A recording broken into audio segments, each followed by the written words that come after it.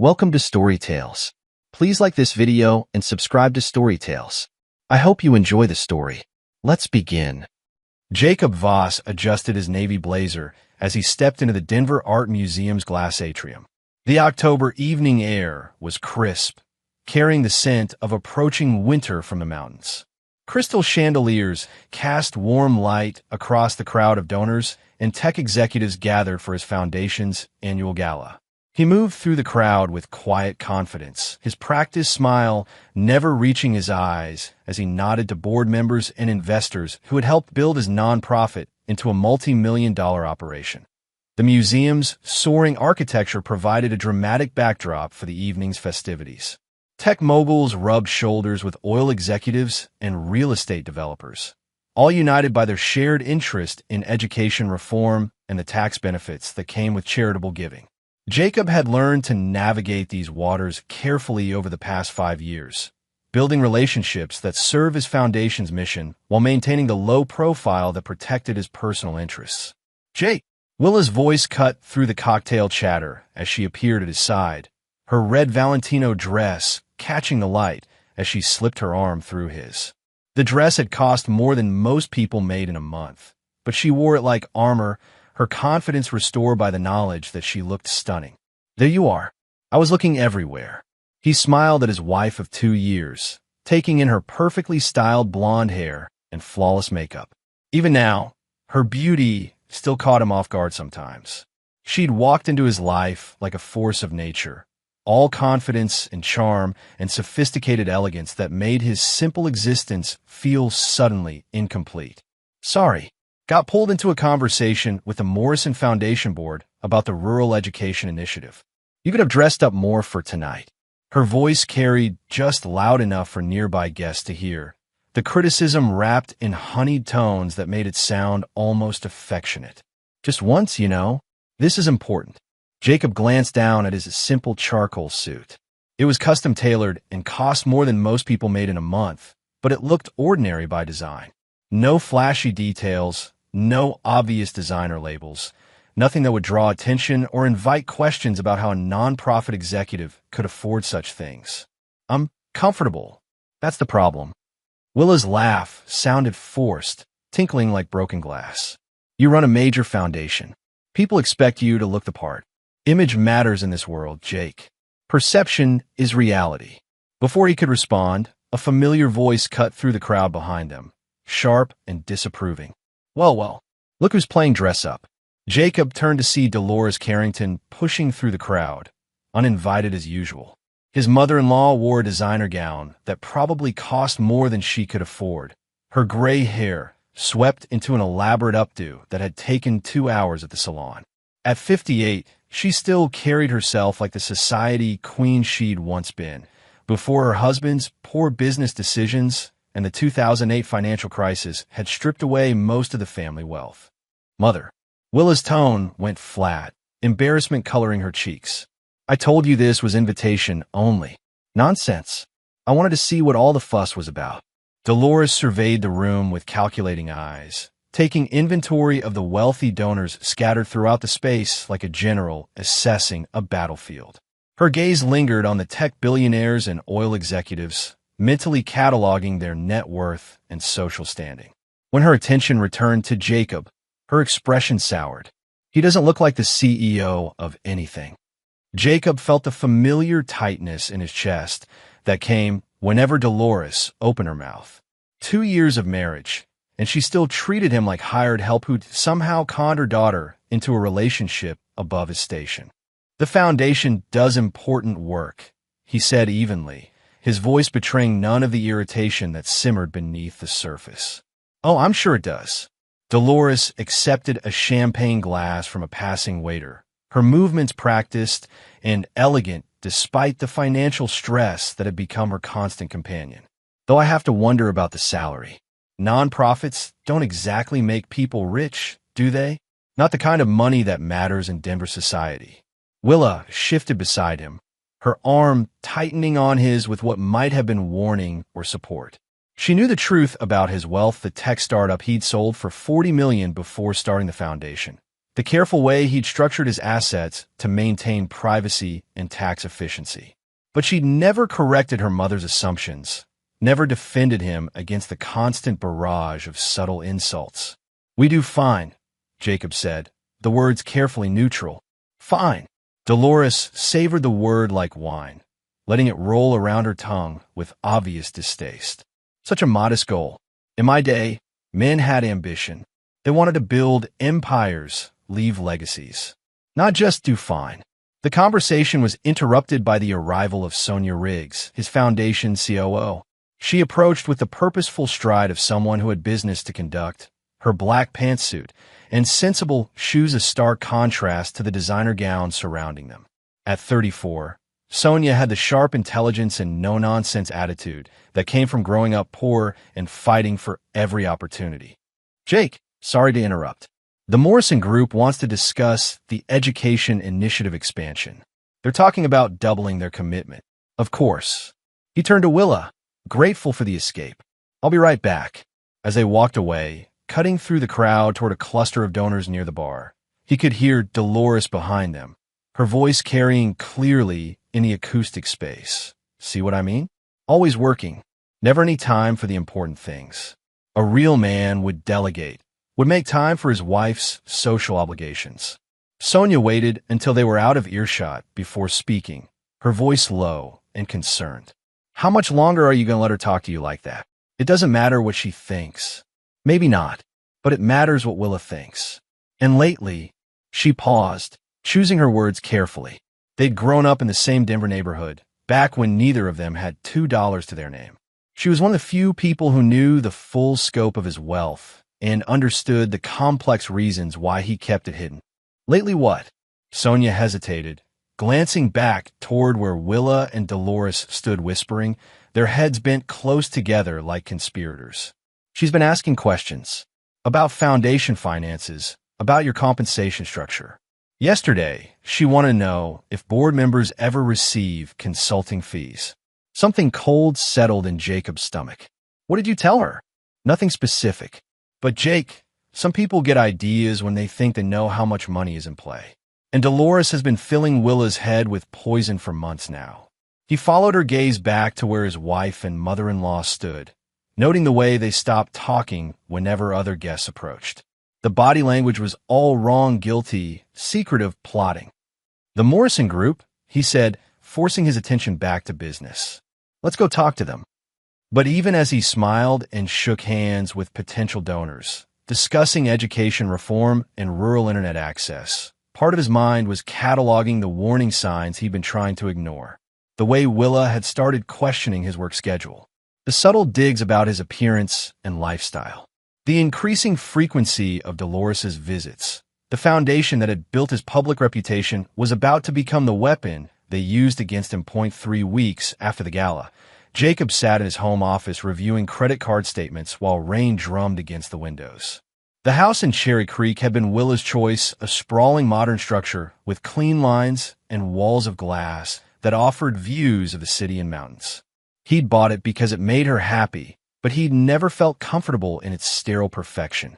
The furniture was all white and chrome, beautiful but cold, like living inside a magazine spread. The October storm matched his mood as he spread the Amex statements across his desk. The charges told a story he didn't want to believe. A spa day in Aspen that had cost $3,000. Dinner at Matsuhisa that he'd never attended. Shopping trips to Neiman Marcus and Saks that totaled more than most families spend on groceries in a year. He pulled up the online account and downloaded 6 months of statements, his systematic mind organizing the data into patterns. The progression was clear once he looked for it. Small charges at first, a few hundred here and there, that could be explained away as normal spending. Then bigger ones as confidence grew. Cash advances that Willa had never mentioned, taken from ATMs in parts of town he'd never visited. His phone buzzed against the glass desktop. A text from Willa. "Out with Mom. Don't wait up. Discussing some financial stuff?" Jacob stared at the message for a long moment, parsing the subtext. In 2 years of marriage, Willa had never shown interest in finances beyond spending money. Dolores handled her own affairs with the secretiveness of someone hiding serious problems, financial stuff. What kind of financial stuff? He opened his laptop and logged into their joint checking account, scrolling through recent transactions. More patterns emerged. Transfers to accounts he didn't recognize. Payments to something called Pinnacle Consulting Services that he'd never authorized.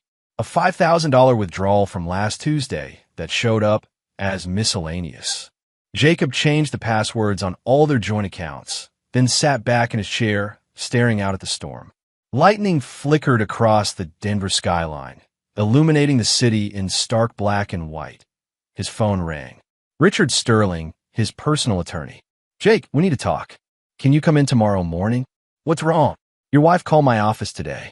She has some interesting questions about asset protection and marital property rights." The words hit him like ice water. "What kind of questions?" "The kind that make me think someone's been coaching her." "This isn't casual curiosity, Jake. Someone's building a strategy." After the call ended, Jacob sat in the darkening office, rain washing down the windows like tears. Outside, the city went about its business, unaware that his carefully constructed life was beginning to unravel. He opened a new browser window and began researching divorce lawyers in Denver. Not because he wanted one, but because he suspected he was going to need one. The next morning, he drove to his foundation's offices in Lodo through streets still wet from the overnight storm. The converted warehouse building housed 30 employees working on education initiatives across Colorado. It was the kind of space that looked humble from the outside, but hummed with the energy of people who believed in their work. Sonia was waiting in his office with coffee and a stack of grant applications, but her usual cheerful demeanor was strained. "You look like hell," she said, studying his face with concern. "Thanks for the pep talk."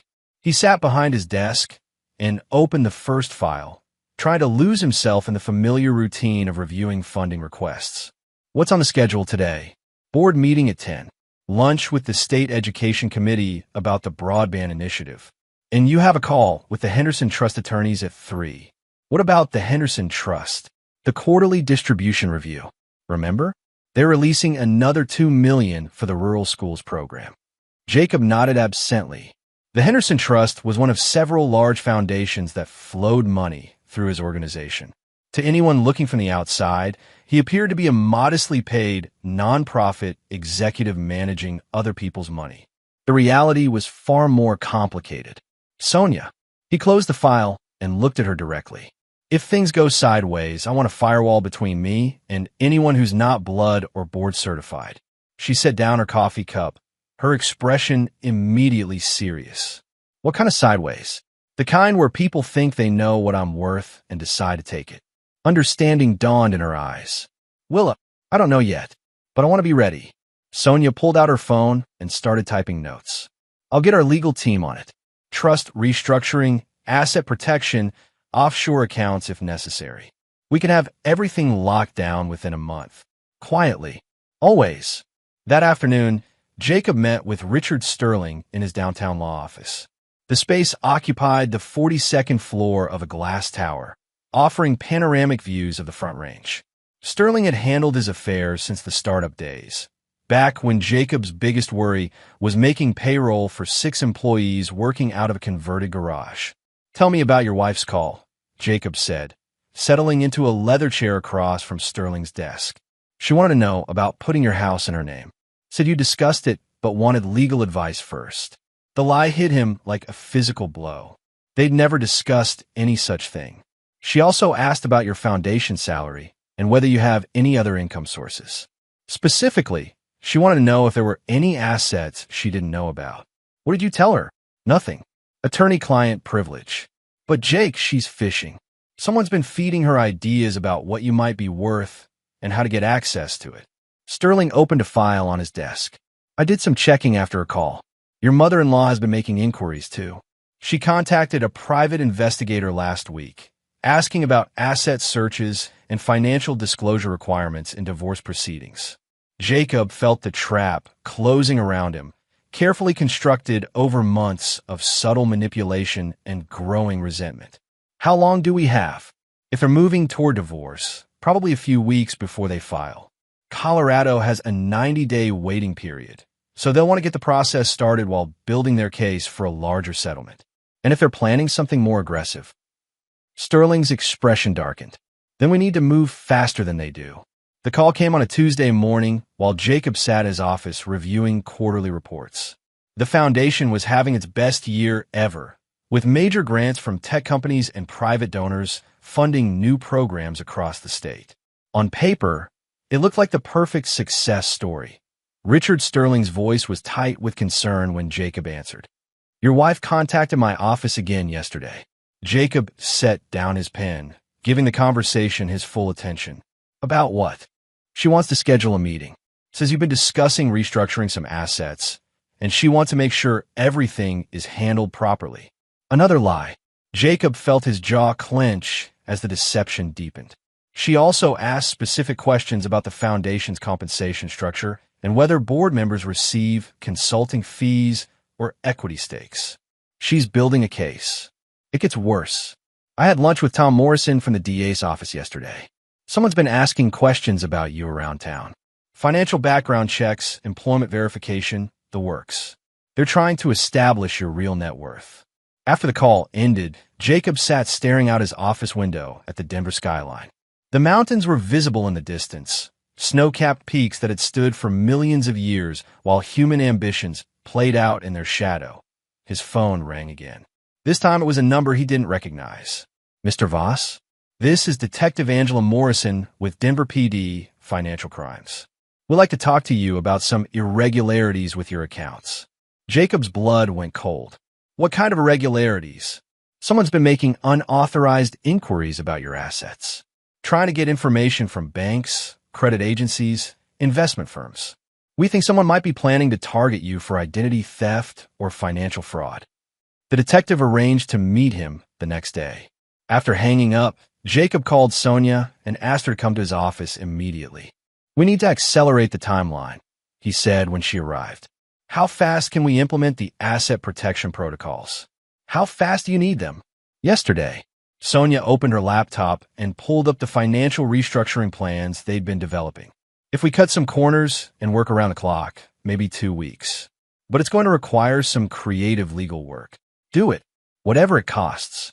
That evening, Jacob came home to find Willa and Dolores in the kitchen, sharing a bottle of expensive Bordeaux and whispering like conspirators. They stopped talking when he walked in, their conversation dying with suspicious abruptness. "How was work, honey?" Willa's voice was too bright, too cheerful, like an actress playing a role she hadn't quite mastered. "Fine." He opened the refrigerator and pulled out a beer, studying their faces in the reflection of the stainless steel door. Both women looked guilty, caught in the middle of something they didn't want him to know about. "What are you two plotting?" "Plotting?" Dolores laughed, but it sounded forced, brittle. "We're just talking about Willa's future. Her financial security." "What about her financial security?" "Well, she should have some independence, don't you think?" Dolores's voice carried a challenge, testing his reaction. "A woman needs to protect herself. You never know what might happen to a marriage these days."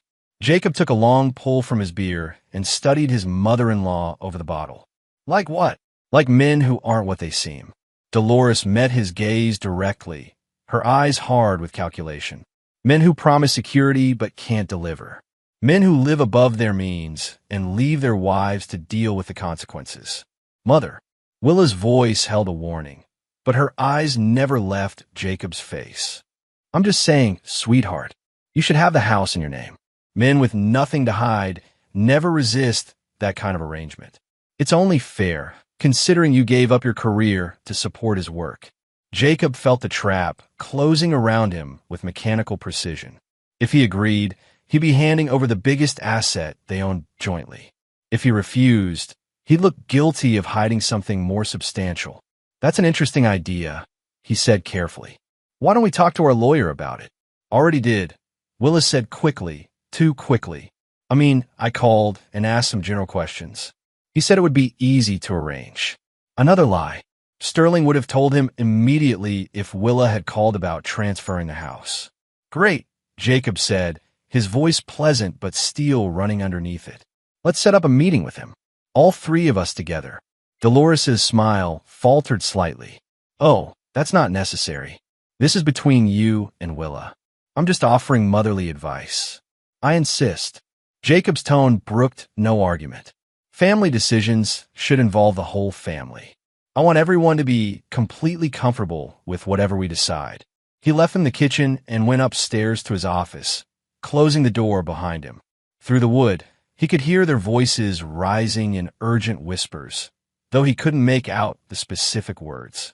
The tone was clear enough: panic, frustration, the sound of a plan falling apart. Jacob opened his laptop and began composing an email to Sterling. Then he stopped and picked up his phone instead.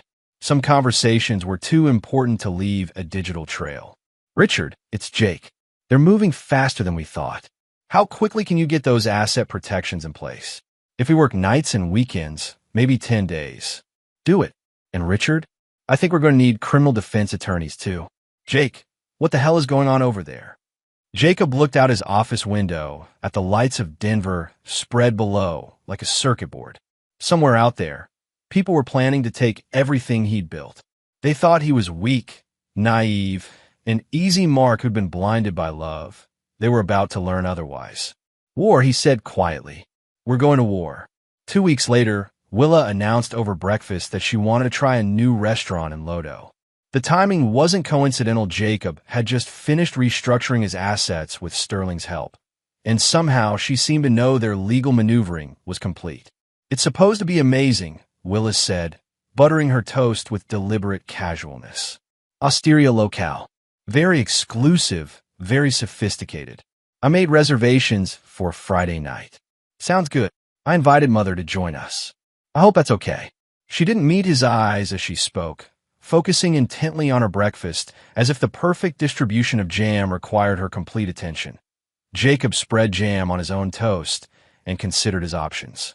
He could refuse, but that would tip his hand and confirm their suspicions that something had changed. Better to let them play their game and see what they were really after. Of course, it'll be nice to have a family dinner. The words tasted bitter in his mouth. Family. As if the woman sitting across from him hadn't spent the last month plotting to rob him blind. Friday evening, Jacob dressed with deliberate care. He chose a simple black suit and white shirt, no tie. The kind of outfit that could belong to a middle manager or a millionaire, depending on who was looking and what they expected to see. He met Willa and Dolores at the restaurant, arriving precisely on time to find them already waiting on the sidewalk.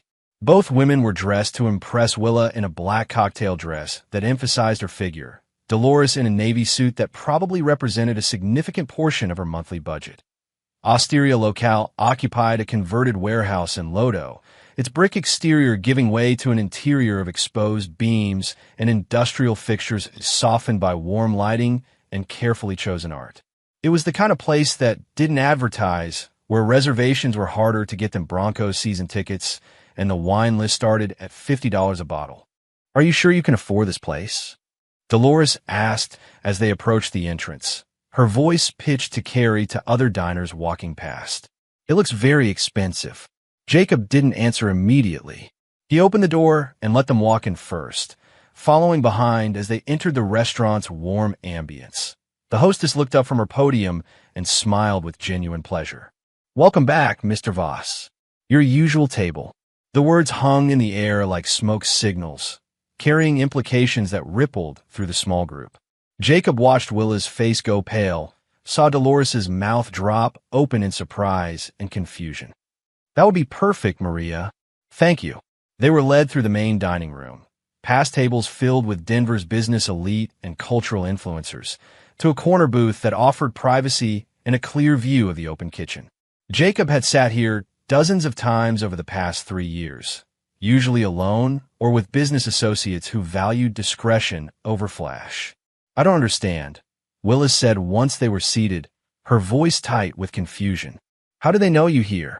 I eat here sometimes, but this place is—" She gestured around at the exposed brick walls, the open kitchen where chefs worked over roaring flames, the sommelier consulting with customers over $1,000 bottles of wine. "It's expensive, really expensive. Is it?" The server appeared before she could answer, a young man with a practiced professionalism that came from working in Denver's finest establishments. "Good evening, Mr. Voss. Can I start you with your usual bourbon? The Pappy Van Winkle 15-year. Please. Dolores leaned forward, her composure cracking as her carefully constructed assumptions crumbled in real time. Excuse me, but how long has he been coming here? The server looked confused by the question, glancing between the three diners as if trying to understand the family dynamics at play. Mr. Voss has been one of our most valued regular guests since we opened. 3 years now, I believe. That's impossible, Dolores said, her voice rising slightly. He can't afford. Mother. Willa's voice was sharp with embarrassment. Don't. But Dolores was past caring about subtlety. The careful plan she and Willa had constructed over months of plotting was crumbling in real time, and she was watching years of scheming collapse. We know exactly what he makes, she continued, her voice carrying to nearby tables. Nonprofit salaries are public record. There's no way he can afford a place like this on what he earns. Actually, Jacob interrupted, his voice quiet but carrying clearly in the acoustic space. They're not. He pulled out his phone and showed them a document he'd prepared for this moment. His foundation's tax filings, with his compensation clearly listed in black and white. Willa stared at the numbers, her face cycling through confusion, realization, and something that might have been fear.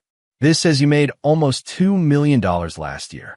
Compensation isn't just salary. There are performance bonuses based on fundraising targets, consulting fees for strategic planning, speaking engagements at conferences. The foundation does well, so I do well. It was true as far as it went. What the document didn't show was the wealth he'd accumulated before starting the foundation, or the complex web of trusts and investments that generated income far beyond his official compensation. But you always said. Willa trailed off, unable to finish the accusation without admitting how closely she'd been monitoring his finances. I said we do fine. We do. The server returned with his bourbon, a glass of amber liquid that cost more than most people spend on groceries in a week. Jacob tasted it slowly, savoring both the whiskey and the expressions on his companions' faces. The dinner continued in tense silence, punctuated by stilted attempts at conversation. Dolores picked at her $40 salmon while shooting furious glances at Jacob. Willa drank too much wine and asked increasingly pointed questions about his finances, each query revealing more about what she thought she knew. If you have money, why do you live like you don't? The wine had loosened her tongue, making her bolder than wisdom would suggest. Jacob cut into his steak with deliberate precision, each movement controlled and purposeful. Because money isn't a personality. That's easy to say when you have it. Is it? He looked at her directly, studying the woman he'd thought he loved. You married me thinking I was poor. What does that say about your motivations? I married you because I loved you. Did you? The question hung between them like a blade.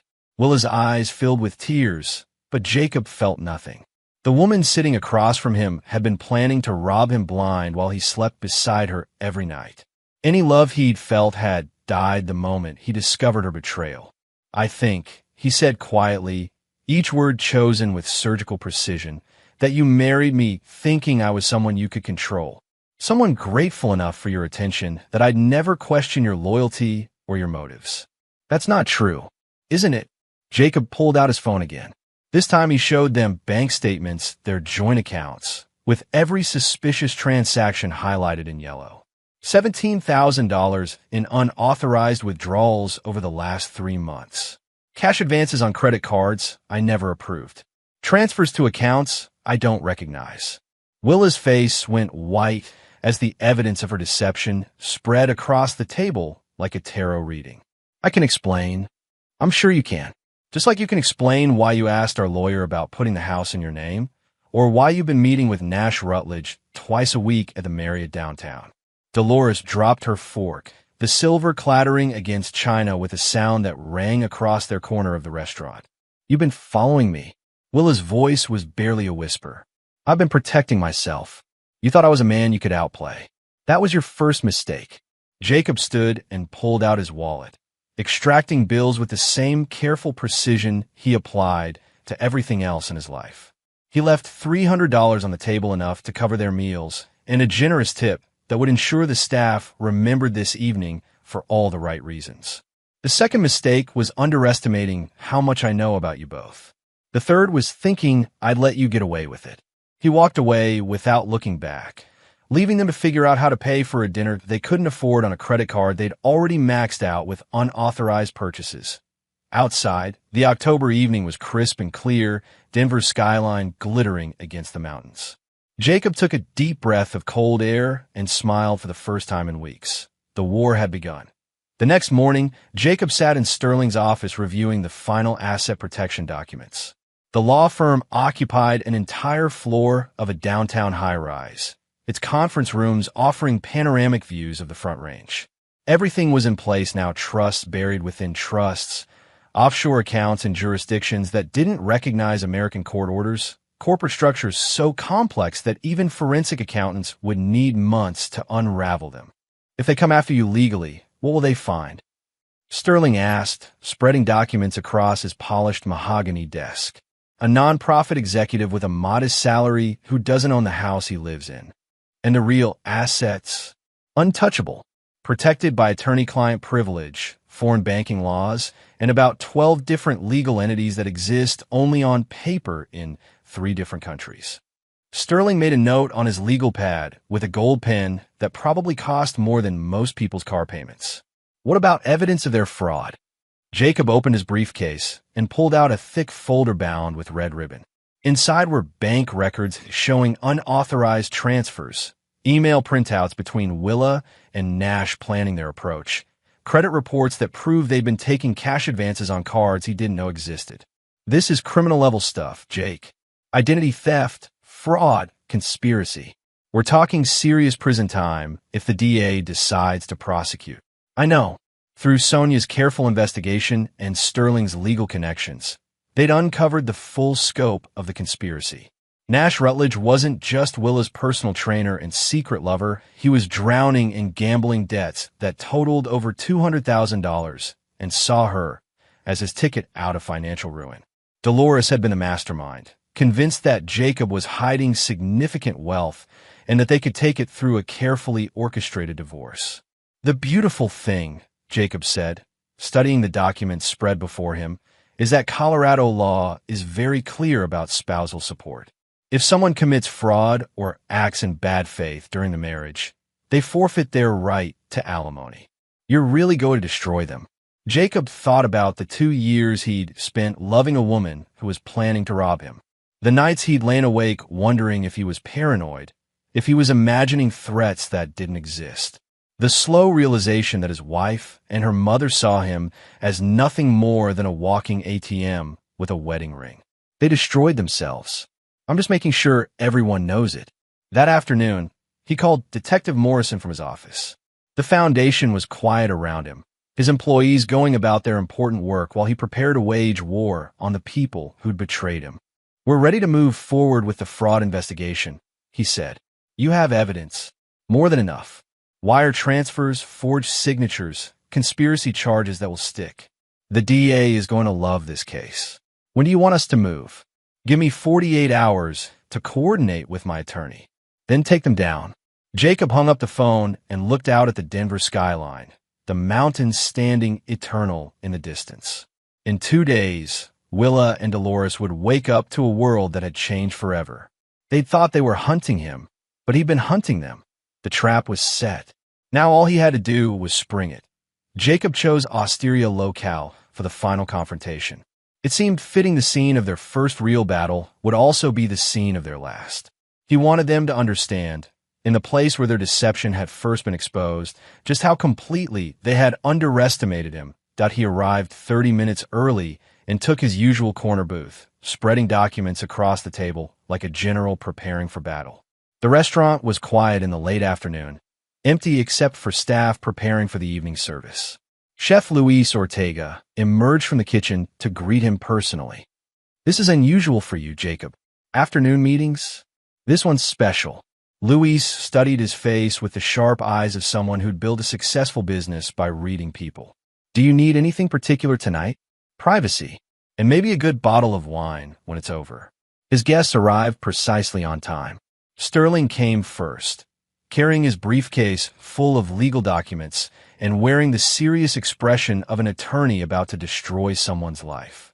Detective Morrison followed, dressed in civilian clothes, but carrying herself with the unmistakable authority of law enforcement.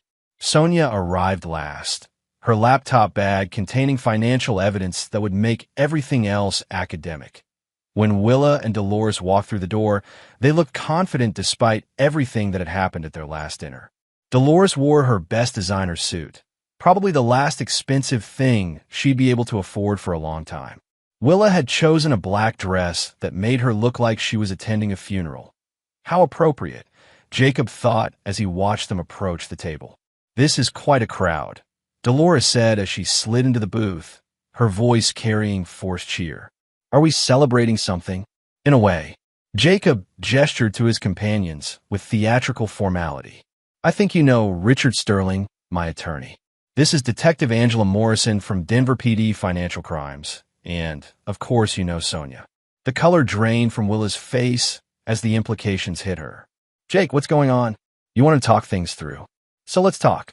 Jacob opened the folder in front of him and spread documents across the table, like he was dealing cards in the world's most expensive poker game.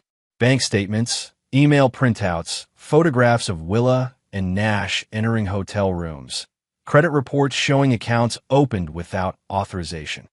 17 unauthorized withdrawals from our joint account, totaling $23,000. 3 credit cards opened in my name without my knowledge or consent. 1 forged signature on a loan application that constitutes a federal crime.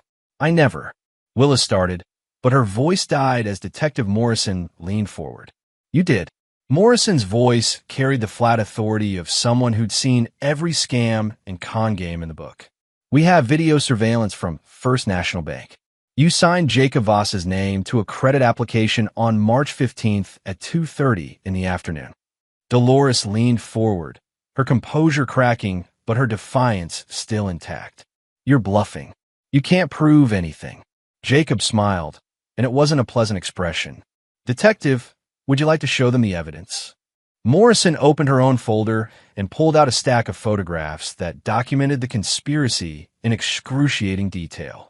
Willa and Nash at the Marriott, caught by hotel security cameras. Dolores meeting with a private investigator who specialized in asset discovery, photographed through a telephoto lens. Nash depositing checks at 3 different banks, the transactions captured by ATM cameras. The conspiracy charges alone will put you away for 5 years, Morrison said, her voice matter of fact. Add in the fraud, forgery, and identity theft, and we're looking at serious federal prison time. Willa started crying, mascara running down her cheeks in black streams. Jake, please. I just wanted more. His voice was ice, each word precisely enunciated. You wanted more. I know. We can work this out, Dolores said desperately, her aristocratic facade finally crumbling. We don't need to involve the police. This is a family matter. Actually, we do. Sterling pulled out a subpoena and slid it across the table like he was serving dinner. You're both being called to testify in divorce proceedings. Perjury charges will be filed if you lie under oath. And at this point, we have enough evidence to contradict almost anything you might say. This is insane, Dolores snapped, her composure finally breaking completely. He's a nobody, a nonprofit executive who can barely afford to eat at places like this, who drives a 10-year-old Honda and wears the same 3 suits to every social event. Who can barely afford what? Jacob's voice cut through her protests like a blade. This restaurant that I've been a silent partner in since it opened? The house you want Willa to own, which is actually held in a trust one control. The foundation that you think pays me a modest salary? He pulled out his phone and showed them a document that made Dolores gasp audibly. Net worth, $47 million. All of it protected, all of it documented, all of it legally mine. The next morning, Jacob filed for divorce in Denver District Court. Sterling had prepared the paperwork weeks ago, and under Colorado law, Willa's documented fraud made her ineligible for spousal support. The petition included a request for attorneys' fees and damages related to the unauthorized financial transactions. The criminal investigation moved with the swift efficiency of a case that prosecutors love: clear evidence, obvious motives, and defendants who'd left a paper trail that even first-year law students could follow. Nash was arrested at his apartment, where police found evidence of the gambling debts that had motivated his partnership with Willa. His cooperation with investigators was immediate and complete. Dolores was charged with conspiracy, fraud, and conspiracy to commit identity theft. Her role as the mastermind made her the most culpable, and her refusal to cooperate made her the prosecutor's primary target.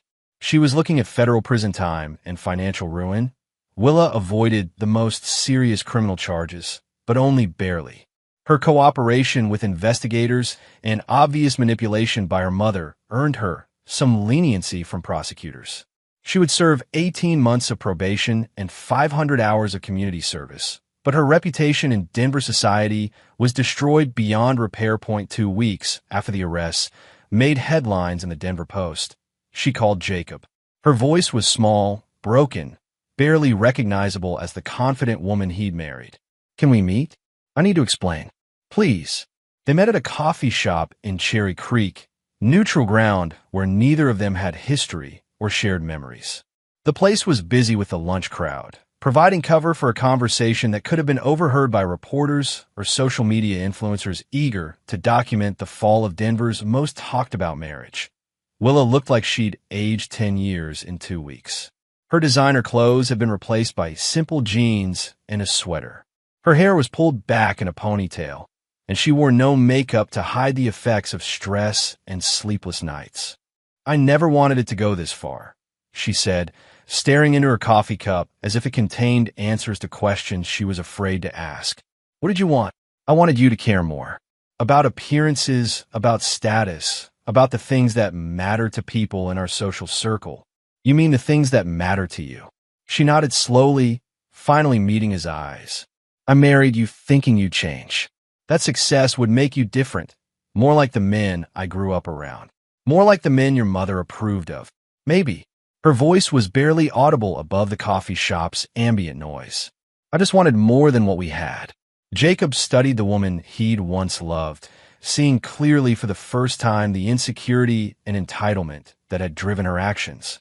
Even now, sitting across from the wreckage of her life, she couldn't take full responsibility. Everything was someone else's fault: her mother's influence, Nash's pressure, society's expectations. "Then you should have married someone with less honor and more ego."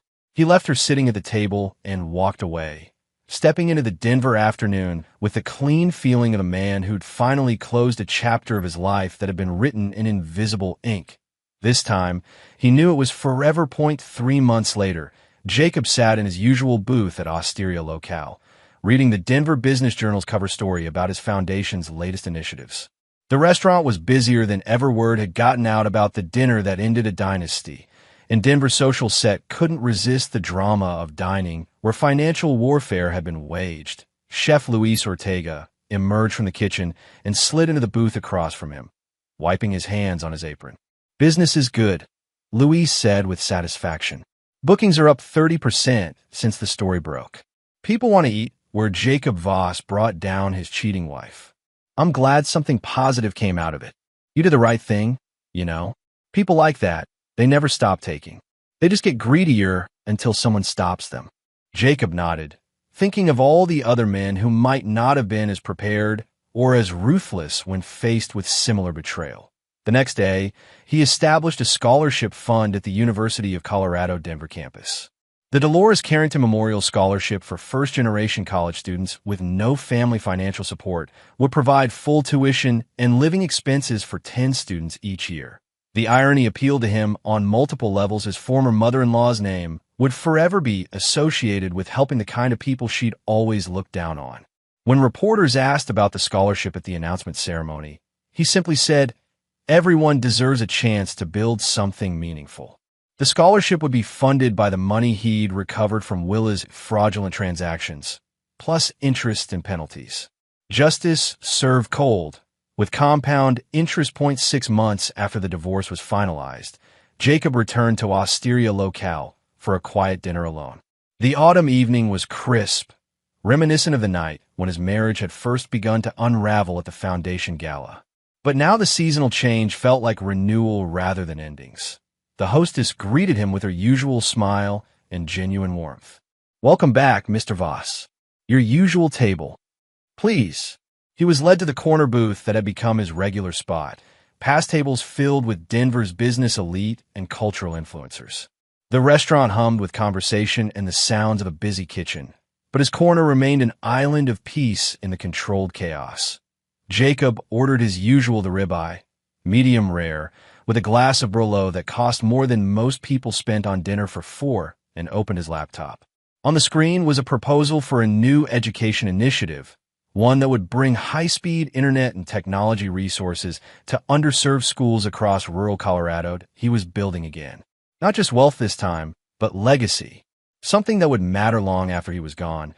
Something that would help kids who reminded him of his younger self, smart, ambitious, but lacking the resources to turn potential into reality. A server approached with his wine, the same young man who'd been working here since the restaurant opened. "Anything else tonight, Mr. Voss?" "No, thank you. This is perfect." He raised his glass in a silent toast to the empty chairs around his table. To the people who'd thought they could take what wasn't theirs, who'd mistaken his humility for weakness and his love for blindness. To the lesson he'd learned about the difference between appearing successful and actually being successful. The table had been his all along. They'd just been too blind to see it. Jacob smiled and returned to his laptop, planning a future built on solid ground instead of the shifting sands of other people's greed and envy. Outside, Denver glittered in the darkness, full of possibilities for those wise enough to earn them honestly and strong enough to protect them when necessary. Eye in the distance. The mountain stood eternal against the star-filled sky, indifferent to human ambition, but somehow approving of human perseverance. Jacob had learned to be like those mountains, patient, enduring, and ultimately immovable when the storms came. He took another sip of wine and continued working, building something that would last.